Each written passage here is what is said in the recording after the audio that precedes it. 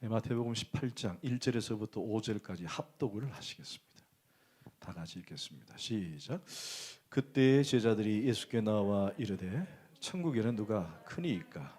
예수께서 한 어린 아이를 불러 그들 가운데 세우시고 이르시되 진실로 너희에게 이르노니 너희가 돌이켜 어린 아이들과 같이 되지 아니하면 결단코 천국에 들어가지 못하리라. 그러므로 누구든지 이 어린 아이와 같이 자기를 낮추는 사람이 천국에서 큰 자니라. 또 누구든지 내 이름으로 이런 어린 아이 하나를 영접하면 곧 나를 영접함이니. 아멘. 자리에 앉겠습니다. 우리 함께 기도하실까요? 하나님 감사합니다. 찬양을 부르면서 회개했습니다. 부르신 곳에서 예배한다고 했지만 하나님 그 예배의 자리에 마음이 흔들리고 또 요동칠 때마다 예배보다는 원망과 탄식과 괴로움이 앞섰었습니다. 그러나 이렇게 찬양을 통해 우리의 고백을 통해 우리가 더욱더 믿음이 자라고 믿음이 훈련되어져서 그런 날이 올 수 있도록 성령 하나님께서 우리의 마음을 주장해 주옵소서. 이제 하나님 이제 말씀을 듣겠습니다. 말씀을 그대로 우리가 받아들이게 하셔서 말씀이 우리를 주장하고 우리를 이끌어가도록 우리의 삶을 내어 맡기게 하여 주옵소서. 감사하옵고 예수님의 이름으로 기도합니다. 아멘. 오늘 제가 기도하면서도 그랬지만 회개를 얼마나 많이 했는지 모르겠어요. 정말 저 찬양의 가사처럼 내가 그렇게 내 삶에서 예배가 되고 있느냐, 괴롭고 힘들고 어려울 때 정말 하나님께 향한 우리의 예배의 자리에 예배의 자세를 갖추고 있는가, 참 그렇지 못한 저의 모습을 보면서 좀 회개가 많이 됐던 그런 찬양의 시간이었던 것 같아요. 그러나 그럼에도 불구하고 우리 하나님이 여전히 우리를 사랑하고 계심을 믿습니다. 우리가 비록 연약하고 넘어지고 보잘것 없다고 할지라도 주님 보시기에는 여전히 사랑스럽고, 그래서 우리의 신앙이 더욱더 성장하고 성숙하기를 원하십니다. 그런 은혜가 우리 가운데 충만히 임하기를 원합니다. 아멘. 혹시 지난주 설교 내용이 기억나십니까? 요즘 우리 임찬영 간사님이 찬양하기 전에 지난주 설교에 대한 내용을 코멘터리 합니다. 아버지에 대한 얘기를 했죠. 아버지에 대한 얘기. 지난주에는 한 아버지가 간질에 걸린 아들을 제자들에게 고쳐달라고 했지만 제자들이 고치지를 못했습니다. 그럼 마침내 예수님께서 변화산에서 오르셨다가 세 명의 제자들과 함께 내려오셔서 이 사실을 알고는 이 아이를 고쳐줍니다. 그런데 거기서 우리가 한 가지 기억해야 할 것은 이 아버지가 아들의 문제를 가지고 예수님께 나왔다는 것입니다. 여러분, 이게 참 중요해요. 자, 아버지가, 부모님이 자녀의 문제를 안고 자기 신앙 고백을 하며 믿음 없음을 고백하며 예수님께 나와 그 문제를 맡겼다라는 사실이에요. 여러분, 우리가 자녀를 대하는 태도가, 자녀를 살리겠다고 하는 태도가 우리에게 아주 중요합니다. 그런데 그 열정과 그 중요함이 자칫 잘못된 생각으로, 잘못된 열정으로, 잘못된 방식으로 드러나는 경우가 없지 않아 있습니다. 그러나 오늘 이 아버지는 철저하게 누구에게 맡겼다 그랬죠? 아버지에게. 아버지는 철저하게 예수님께 맡겨드렸다. 비록 자신이 믿음이 없지만 그럼에도 불구하고 예수님께 모든 문제를 맡겼다는데 우리는 저쪽으로 맞추는 거예요. 여러분, 성경적 관점에서 우리 아이들을 볼 때마다 어떤 아이든지 모두 다 개성이 있고 인격체를 지니고 있다는 사실을 여러분 꼭 기억하셔야 합니다. 여러분, 우리 아이들은 불필요한 존재로 자라는 아이는 한 명도 없습니다. 그래서 우리는 늘 성서적인 관점에서 자녀들을 봐야 합니다. 자녀들에 대한 욕심을 내려놓으라는 얘기죠. 우리는 보통 기대 심리 또는 보상 심리 때문에 아이들을 힘들게 할 때가 있어요. 나는 어렵게 자랐기 때문에 너만은 어렵게 자라지 말아야 된다라고 하는 그 기대 심리는 뭐 틀린 얘기는 아니지만 지나치게 보상 심리로 바뀌는 경우가 있습니다. 너는 그러면 안 돼. 내가 너에게 기대를 많이 했는데, 내가 너를 이렇게 키웠는데 라고 하면서 자녀들에게 보상 심리를 갖는 것은 결코 아니라는 거예요. 그러다 보면 자칫 웅덩이에 아이를 집어넣을 때가 있어요. 그럴 때에는 부모도 그렇고 아이도 그렇고 상당히 어려움을 많이 처하게 됩니다. 여러분 기억하십시오. 성서적 관점에서 볼 때 아이는 우리의 소유물이 아닙니다. 성경은 철저하게 하나님이 우리에게 주신 기업이다라고 얘기를 해요. 기업. 그리고 하나님이 우리에게 주신 선물이라고 얘기합니다. 비록 우리가 아이를 낳고 기르지만은 그냥 우리에게 맡겼을 뿐이에요. 내가 낳았기 때문에, 내가 이 자녀를 소유했기 때문에 내가 마음대로 이 아이를 좌지우지할 수 있다 아니라는 얘기예요. 다만 우리가 하나님으로부터 받은 선물이고 기업이기 때문에 그런 마음을 가지고 아이를 양육하고 섬겨야 된다는 거예요. 그래서 여러분 조금 충격적인 얘기가 될 수도 있겠지만 헨리 나우엘은 이런 말을 했어요. 자녀는 함께 있다가 나이가 들면 자기의 길을 가야 할 손님이다. 맞죠? 손님이에요. 그런데 우리는 그 자녀가 내 곁에 영원히 있을 것처럼 그렇게 살지 않습니까? 여러분, 우리의 시각으로 보면 자녀들이 문제가 있습니다. 전혀 문제가 없다라고 할 수는 없어요.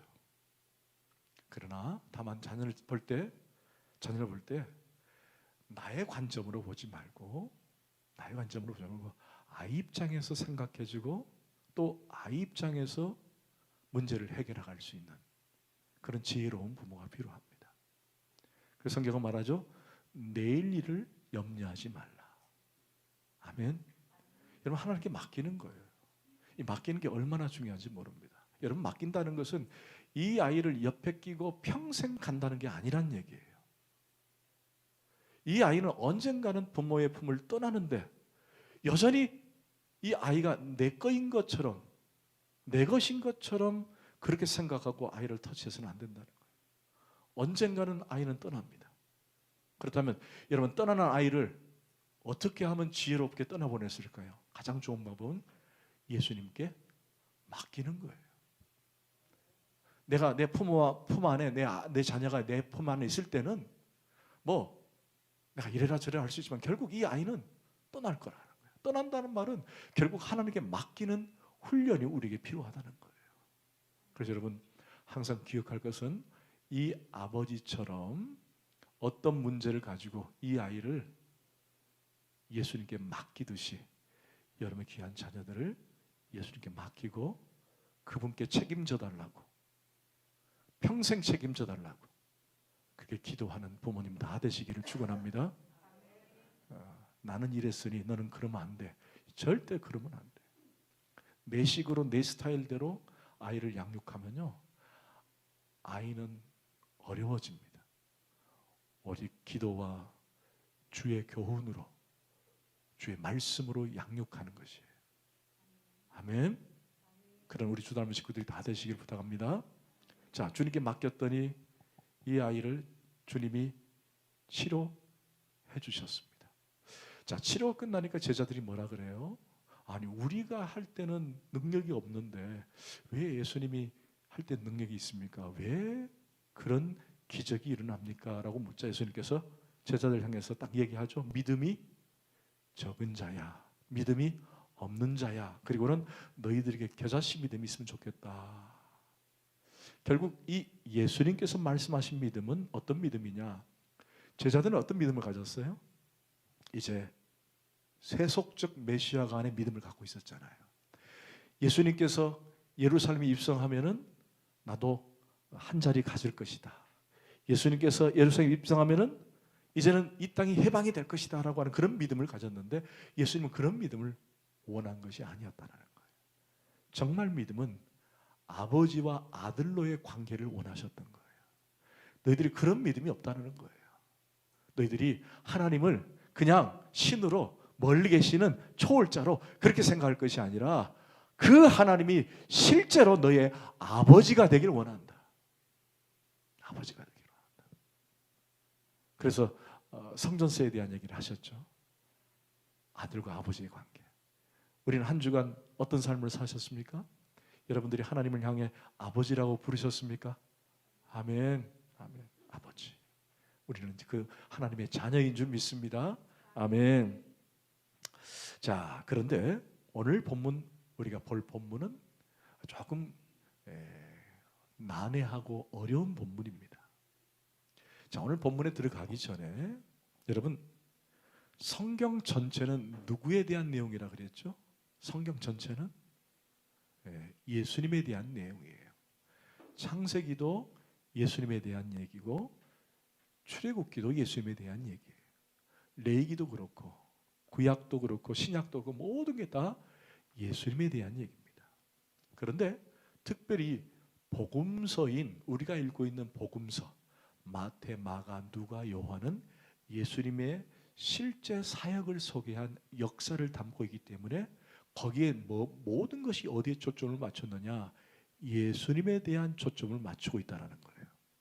그래서 우리가 사복음서를 볼 때는 여러 가지 관점도 있지만 가장 핵심적인 가치는 관점은 뭐냐? 바로 예수가 누구인가? 예수님이 어떻게 오셔서 예수님이 어떻게 활동하시고 예수님이 어떻게 구원을 이루어 가시는가에 대한 얘기를 이 사복음서에서 담고 있다는 거예요. 성경 전체가 복음이지만 특별히 그 중에 복음의 복음은 바로 이 마태복음, 마가복음, 누가복음, 요한복음인 이 복음서 안에 포함되어 있다는 것을 기억하시기 바랍니다. 왜 제가 이런 얘기를 서론에 드리느냐? 오늘 본문은 자칫 많은 오해를 낳을 수 있는 본문이고 또 그렇게 설교가 많이 이루어지는 본문이기 때문에 오늘 우리 본문에 들어가기 전에 여러분의 생각들을 좀 많이 내려놓고 오늘 본문의 초점은 오직 예수 그리스도에 대한 복음의 이야기다라는 것을 기억하고 오늘 본문에 들어가자는 얘기예요. 자, 우리 18장 1절로 한번 보십시다. 시작.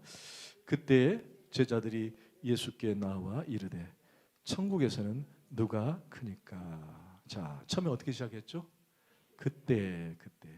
그때가 파악이 돼야만 됩니다. 그래서 오늘 본문이 열리죠. 자, 이런 그때란 말이 뭘까요? 앞뒤 문장의 문맥을 이어준다면은 이 그때는 앞서 변화산 사건을 말합니다. 변화산 사건이 있은 이후에 여러분 변화산 사건이 기억나시죠? 높은 산에 예수님께서 제자들을 데리고 올라가셨습니다. 모두 몇 명을 데리고 올라갔죠? 3명을 데리고 올라갔습니다. 그 3명 이름 아십니까 혹시? BC, 베드로, 또 야고보, 요한. 이 핵심 멤버예요. 이 세 사람은 항상 예수님이 가는 곳마다 같이 따라다닙니다. 그리고 가는 곳마다 그들의 이름이 불러지죠. 그러나 제가 이 본문의 설명을 하면서 여러분들에게 말씀드렸습니다. 이 3명이 예수님의 편애했기 때문에 3명을 데려간 것이 아니라 이 공동체에 정말 빨리 변화되고 정말 어떤 성장하고 성숙해야 할 3명이었기 때문에 특별히 데려간 것이다. 여러분 그렇게 이해를 하셔야 됩니다. 자, 변화산에 이 3명을 데리고 올라가셨어요. 그리고 내려오십니다. 여러분 밑에 내려오니까 어떤 일이 발생했죠? 어떤 아버지가 간질병에 걸린 이 아들을 남아있는 제자들에게 부탁을 해서 살려달라고 했지만 그러나 이 제자들은 결국 이 아들을 살리지 못했습니다. 여러분 밑에 남은 제자들이 보기에 어떤 생각을 가졌을까요? 유독 왜 예수님은 3사람만 데리고 산에 오르셨을까라고 하는 뭐가 생겼을 것 같아요?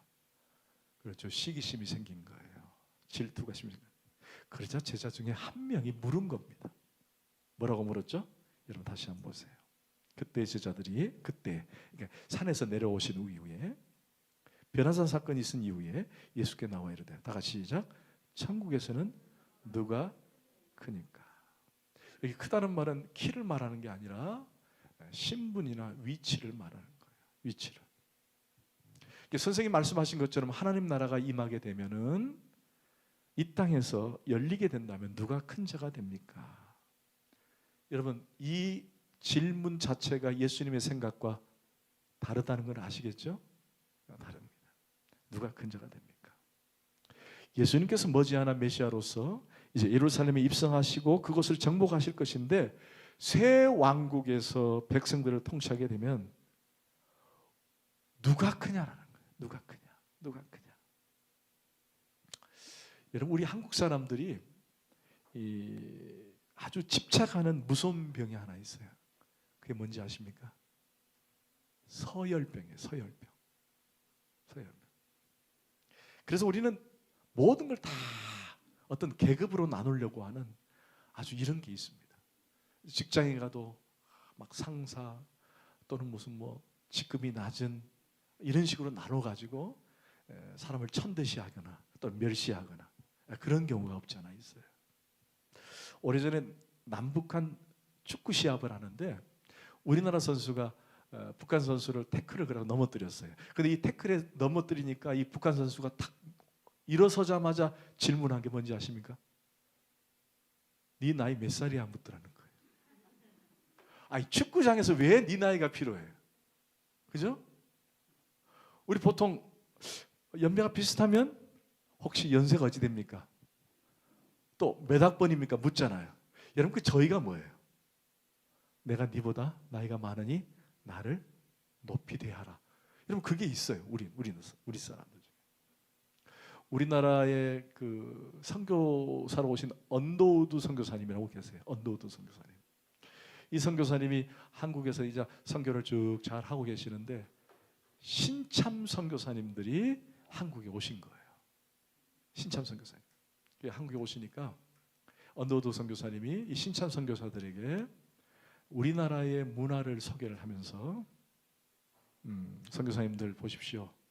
한국은 특별히 이 서열을 아주 중요시 여깁니다. 서열. 특별히 여러분들이 집에 가실 때는 1등석이 있고 2등석이 있고 3등석이 있습니다. 집에 가서 신방을 하면은 최고 높은 자리가 있고 낮은 자리가 있고 그 다음에 더 낮은 자리가 있다 그 얘기예요. 그러니까 신참 선교사님이 물었습니다. 혹시 그것을 표시해 놓습니까? 그랬다는 거예요.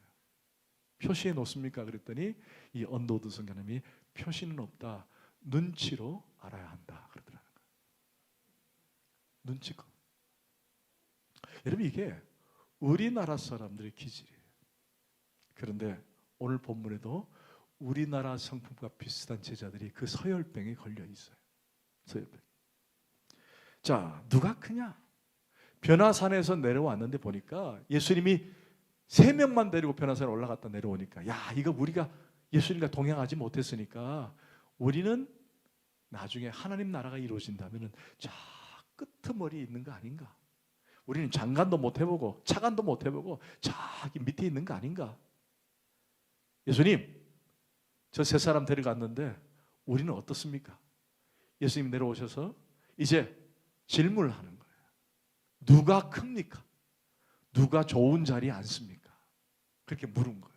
자, 그래서 예수님이 2절과 3절을 보십시다. 시작. 예수께서 한 어린아이를 불러 그들 가운데 세우시고 이르시되 진실로 너희에게 이르노니 너희가 돌이켜 어린 아이들과 같이 되지 아니하면 결단코 천국에 들어가지 못하리라. 여기 돌이켜라는 말은 지금까지 생각을 바꾸지 않으면이라는 뜻이에요. 돌이켜라는 말은 지금까지 생각을 바꾸지 않으면. 그러니까 너희들이 세상적 논리로 너희들이 지금 생각하고 있는 그 논리로 결코 그 논리를 바꾸지 않으면은 천국에 들어갈 수 없다. 그리고는 하는 말이 한 아이를 데려다가 그들 앞에 세워놓고는 이 어린아이와 같지 않으면 천국에 들어가지 못한다라고 해버리는 거예요. 자, 그럼 제가 질문하겠습니다. 여러분, 제자들의 질문이 뭐였습니까? 제자들의 질문이 누가 큰 자입니까? 근데 예수님의 대답은 뭐였어요? 이 어린아이와 같지 않으면 천국에 들어갈 수 없다. 여기 동문서답 아닙니까? 그죠? 아니, 누가 큽니까? 라고 하면은 적어도 그래, 외모가 출중하거나 또는 키가 크거나 나에게 가까이 있는 사람이 큰 자다 말을 해야 되는데 그렇게 하지 않고 뭐라 그랬어요?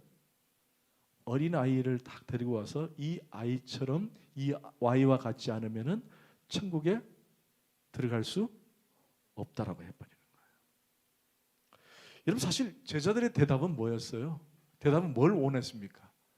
누가 큽니까? 라고 말한다면 예수님은 뭘 대답해 줘야 되느냐? 그래, 내가 3명을 데려갔는데 가만히 3명을 보니까 여전히 부족하다. 얘들은 3명을 제껴놓고 너 저기 빌립 또는 가룟 유다 너들 재무장관 네 하나 생겨놓고 얘들은 좀 더 훈련해서 하겠다라고 하는 대답을 제자들이 원했을 거예요. 아니면 반대로 혹시나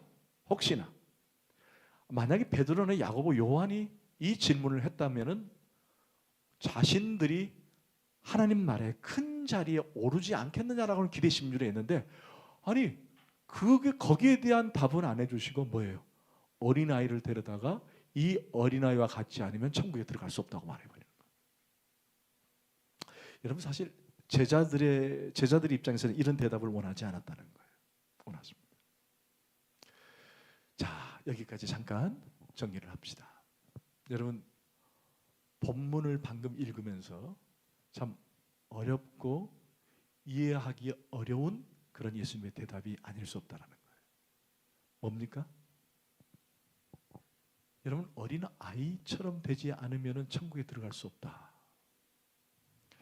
이게 예수님의 구원론이 아닙니다. 그죠? 우리는 예수를 믿어 구원을 받는 것이지 어린 아이처럼 돼서 구원받는 것은 아니라는 거예요. 좀 이해가 어렵습니다. 그래서 혹 이 본문을 가지고 어린이 주일에 설교하는 경우도 있어요. 그러나 이 본문은 결코 어린이 주일용 설교는 아닙니다. 그리고 어린 아이처럼 순수하고 착하고 그래야만이 하나님 나라에 간다. 이건 또 더군다나 아니라는 얘기예요. 여러분 그거 아시죠? 어린 아이처럼 순수해야 천국 갈 수 있습니까? 그 예수님은 어린 아이와 같지 않으면 천국에 들어갈 수 없다고 했으니까, 그러면 우리가 이것을 바꿔서 말하면 어린 아이와 같으면 순수하고 착하고 어리면은 천국에 들어갈 수 있다고 생각할 수 있다는 얘기예요.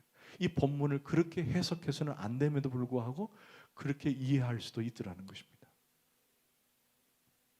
그렇다면 여기서 왜 제자들의 질문에 어린아이를 등장시켰을까라는 것입니다. 여러분, 지금까지 어려우셨어요? 이해가 되셨습니까?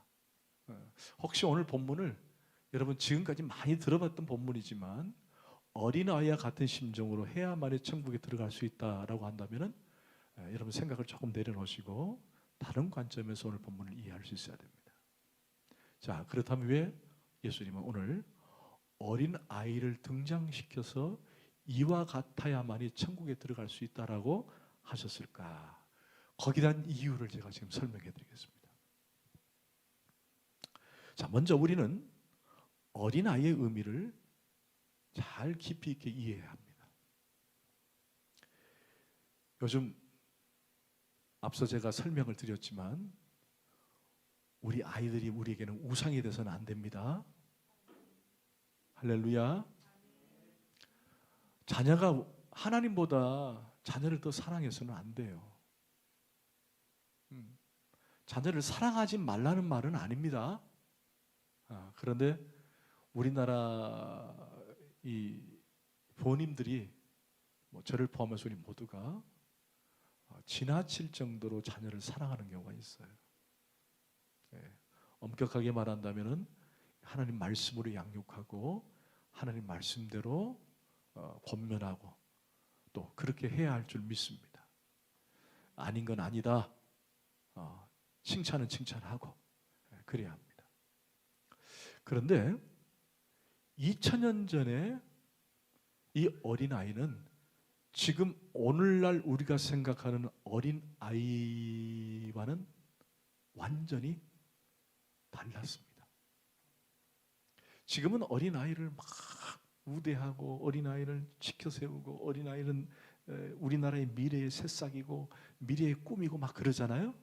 이때는 미래의 꿈도 없어요. 이때 어린아이는 여자와 어린아이와 나이 많은 노인은 뭐예요? 인간 취급도 안 하는 부류였어요. 여러분 이해가 되십니까? 이때 어린아이는요 한마디로 사회적으로 불완전하고 무가치한 존재였다는 거예요. 그래서 우리가 잘못 오해를 하면 안 됩니다. 어린아이처럼 순수하고 맑아야만이 천국 간다.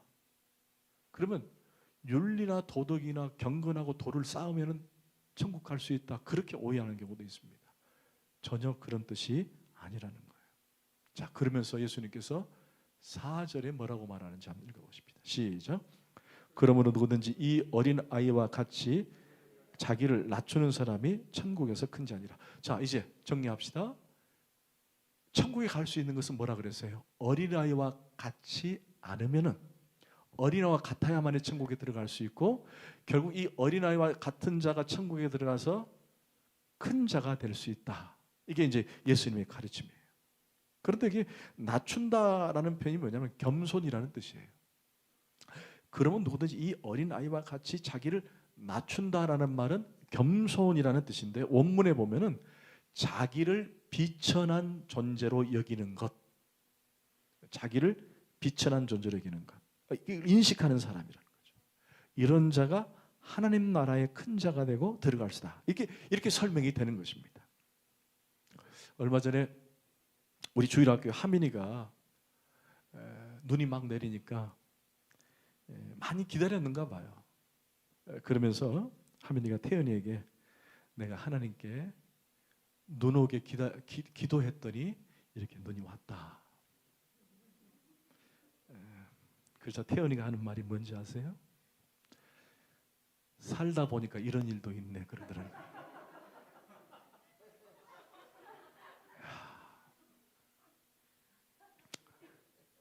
가끔 애들하고 대화하면요 애어른 같아요. 여러분 근데 사실 우리 주 닮은 아이들은 뭐 저렇게 표현을 하지만 세상의 아이들이 스스로 겸손해지고 스스로 낮아지면서 부모님 앞에나 이웃분들에게 저는 부족합니다. 이런 사람 있어요 없어요? 여러분 어떤 아이가 와가지고 아이고 집사님 저는 부족합니다. 태연이 같은 아이가 와가지고 그런 아이는 없다라는 얘기예요.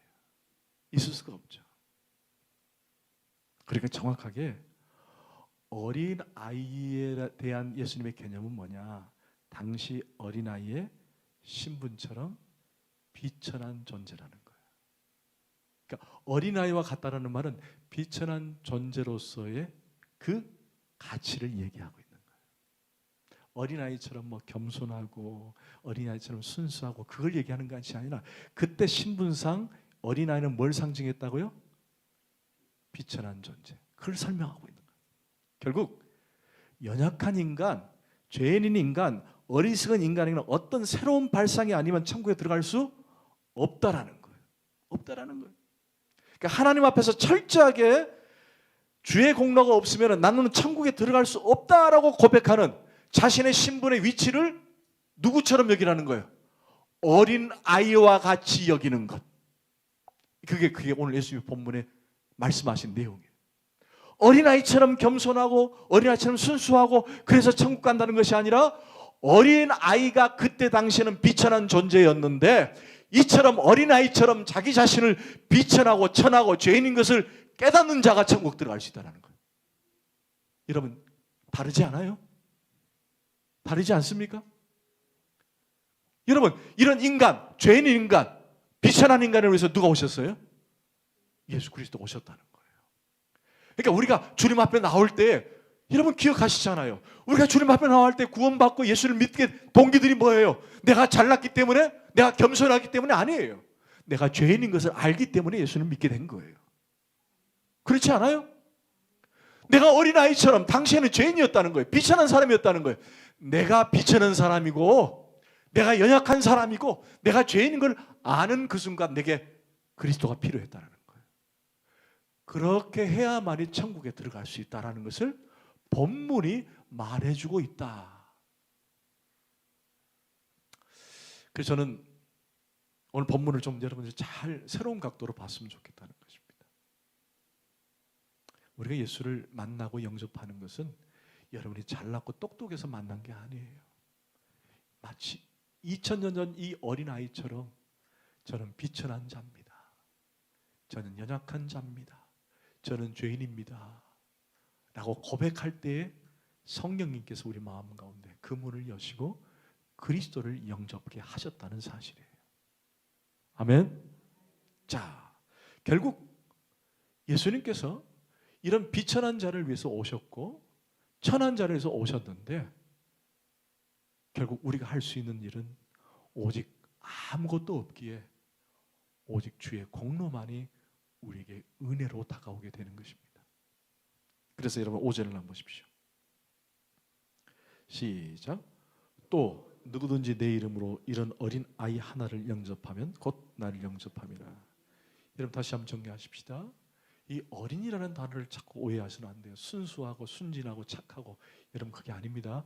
순진하고 순전하고 착하다 그래서 천국 갈 수 있는 것이 아닙니다.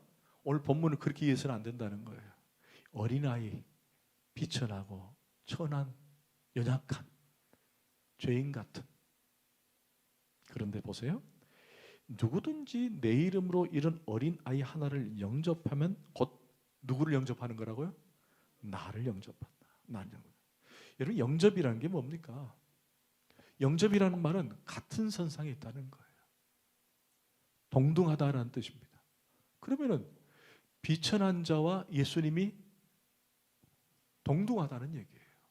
그렇죠? 동등하다는 얘기잖아요. 나를 영접하는 것. 이 어린아이, 비천한 어린아이를 영접하는 것은 나를 영접하는 거라니까 여러분 영접이라는 단어는 대등할 때 이루어지는 거예요. 그렇지 않아요? 이 어린아이와 예수님이 같다는 거예요. 결국 이것은 예수님이 누구와 똑같이 취급을 받았다는 거예요? 어린아이처럼 비천한 취급을 받으셨다는 거예요. 비천한 취급. 비천한 취급을 받았다는 말이 제가 말씀드렸죠? 뭡니까? 인간의 몸을 입고 오셨다는 뜻이에요. 인간의 몸을 입고 오셨다. 왜? 우리와 똑같이 우리를 영접하시기 위해서. 어린이를 영접하면 자기를 영접하는 것이라고 했습니다. 왜? 그분은 스스로 낮아지시고 스스로 비천한 자리에 내려오셔서 우리와 똑같이 우리 육체를 입으시고 우리를 구원하시려 오셨기 때문에. 자, 그러면 오늘 제자들의 질문이 뭐였습니까? 처음에 누가 큰 자입니까? 여러분 큰 자의 반대말이 뭐예요? 작은 자입니다. 여러분 작은 자라는 말은 무슨 뜻이라고 그랬습니까? 비천하다는 뜻이에요. 비천하다. 사회적으로 완전히 배제된 죄인, 규정된 자. 그래서 이 땅에 오신 예수님께서는 결국 어떻게 십자가에 죽으십니까? 비천한 존재로, 천한 존재로 죽으시는 거예요. 할렐루야. 결국 그렇게 하심으로 잃어버리고 천한 우리를 위해서 예수님께서 친히 낮아지심으로 그와 똑같은 위치에서 우리를 구원해 가신 거예요. 성경에도 그러잖아요. 하나님과 동등됨을 취하지 아니하시고 스스로 낮아지심으로 우리와 똑같은 할렐루야. 그게 비천한 몸을 입고 오신 거예요. 그러나 그분은 죄인은 아닙니다. 우리를 구원하기 위해서. 제가 그 개미에 대한 얘기를 했잖아요. 그죠? 네. 여러분, 우리가 인간이 개미를 구원할 수 없습니다. 개미가 돼야만 인간을 구원할 수 있는 거예요. 이처럼 우리가 하나님께 그런 은혜를 입은 것입니다. 여러분, 결국 오늘 본문은 뭘 설명했느냐? 어린이 주일 설교가 아니라 왜 예수님께서 이 땅에 오셨느냐?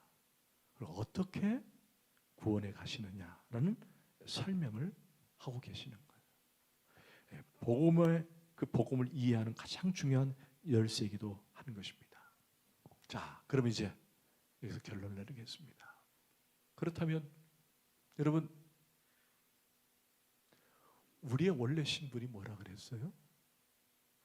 어린 아이, 순수하다 그런 뜻이 아니라 비천한 존재. 저와 여러분 무슨 존재라고요? 비천한 존재. 그런데 우리 하나님이 우리를 구원하심으로 왕 같은 제사장이 됐어요. 우리는 정귀한 자가 된 거예요. 자, 이제 정귀한 자가 되었고 이제 왕 같은 제사장이 됐다면 나는 이제 여전히 왕 같은 제사장, 정귀한 제사이기 때문에 늘 어깨에 힘을 주고 살아야 되느냐? 물론 힘을 주고 살아야 됩니다. 그러나 여전히 우리 늘 그렇죠. 죄인임을 잊지 말고 겸손하게 살아야 되는 거예요. 그래서 천국에는 어린아이와 같은 자가 높은 자라는 이유가 바로 그거예요. 이해가 되시죠 이제? 그래서 여러분들은 누구든지 누구를 만나든지 나는 겸손한 사람으로, 나는 구원받는 사람이다, 겸손한 사람으로 나가는 거예요. 내가 아무리 뭐 잘났고 똑똑하고 여러분 결코 그건 하나님의 방법이 아닙니다. 가끔 여러분 부부싸움 할 때 뭐 억울하다 또는 뭐 누구 주변 사람들과 싸울 때 억울하다, 미치겠다 이런 말 하시잖아요. 여러분 우리는 억울할 필요도 없고 미칠 일도 없어요. 왜? 원래 우리가 비천한 사람이었기 때문에. 그게 본전이에요. 그래서 우리는 우리 입에서 억울하다, 못 살겠다, 비천하다 여러분 그럴 말할 필요가 없습니다. 우리 이미 구원받은 우리의 심령이 있기 때문에. 그래서 우리는 더욱더 겸손할 수밖에 없는 거예요. 여러분 말씀 맺겠습니다. 어느 나라의 한 왕이 신하가 하도 산만하고 요란스럽고 사고를 많이 쳐서 왕이 이 신하를 길들여야 되겠다 생각하고는 하루는 신하에게 자신에게 다가와서 물 한 사발을 가지고는 내가 지시한 동네 한 바퀴를 돌으라라고 지시를 했습니다. 다만 물을 절대로 흘러서는 안 된다. 만약에 물을 흘리면은 거기에 대한 벌을 주겠다 그랬어요. 그래서 이 신하가 물든 사발을 들고 동네 한 바퀴를 돌기 시작합니다. 근데 이게 쉽지 않잖아요. 여러분이 한번 여러분이 신하라고 생각해 보세요. 여러분들이 한번 사발에 물을 담아가지고 이제 서서히 가기 시작한다고 해보세요. 여러분 이게 움직이면 물이 흐르게 돼 있잖아요. 조금씩 흘리기 시작하니까 이 막 신하가 막 이제 막 걱정을 하는 겁니다. 분명히 이게 다 흘러서 결국에는 왕이 나를 벌을 줄 거야. 근데 조금씩 발을 떼면서 요령이 생기기 시작하는 거예요. 요령이. 그리고는 무사히 동네 한 바퀴를 돌아왔는데 많이 흘리지는 않고 그래도 물이 그대로 있는 거예요. 그래서 성공을 한 겁니다. 그리고 왕이 신하에게 묻습니다. 너는 방금 지나가면서 미용실에 누가 있더냐라고 물었습니다. 못 봤습니다. 그래? 혹시 저기 대장장이 그 김아무개를 봤느냐? 못 봤습니다. 혹시 슈퍼마켓에 누구를 봤느냐? 못 봤습니다. 왜 못 봤느냐? 사발을 들고 물이 안 흐르도록 계속 사발만 보고 달렸다는 거예요. 그게 요령 아닙니까? 요령 맞죠? 여러분 혹시 집에서 오늘 집에 가셔서 한번 해보세요. 아내에게 남편에게 시켜가지고 한번 우리 아파트 한 바퀴 돌아라 버려보세요. 여러분 사발에 물이 흐르지 않게 해서는요 딴 데 볼 여력이 있어요 없어요? 없습니다. 사발만 계속 봐야 돼요. 그래 누가 김씨가 지나가든 이씨가 지나가든 아무도 모릅니다. 그래서 왕이 그래, 네가 성공할 수 있던 비결은 바로 그 사발에 집중했기 때문이다. 여러분, 참 좋은 이야기라고 생각을 합니다. 여러분, 우리가 세상에 살다 보면 이런 일 저런 일이 있어서 자꾸 신경 쓰이고 또 그것 때문에 우리가 흔들리고 마음이 아플 때가 많이 있습니다. 그러나 우리가 한 분께 집중하면은 능히 이길 수 있더라는 거예요. 그분이 바로 예수 그리스도십니다. 예수 그리스도를 집중해서 예수 그리스도를 바라보면요, 세상에 다른 어떤 고난과 힘듦과 어려움이 온다고 할지라도 능히 이길 수 있는 힘이 생기더라는 것입니다. 오늘 저와 여러분이 누구를 바라봐야 할까요? 오직 예수 그리스도를 바라보는 것입니다. 오직 주님만 바라보고 늘 우리의 삶에서 예수가 드러나는, 그래서 우리 교회 이름처럼 주 닮아가는 우리 모든 여러분 되기를 간절히 축원합니다. 아멘. 기도하십시다.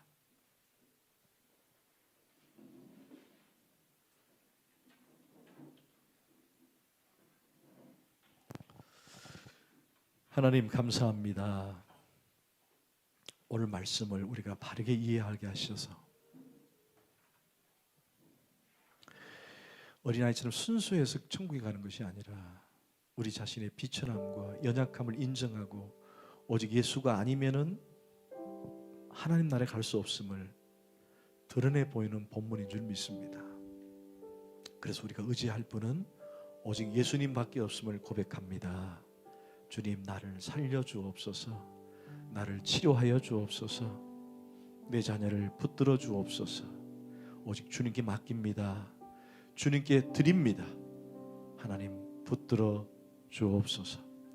그래서 우리가 더욱더 겸손하게 주님을 섬기는 제자들이 되게 하여 주옵소서. 감사하옵고 예수 그리스도 이름으로 간절히 기도합나이다.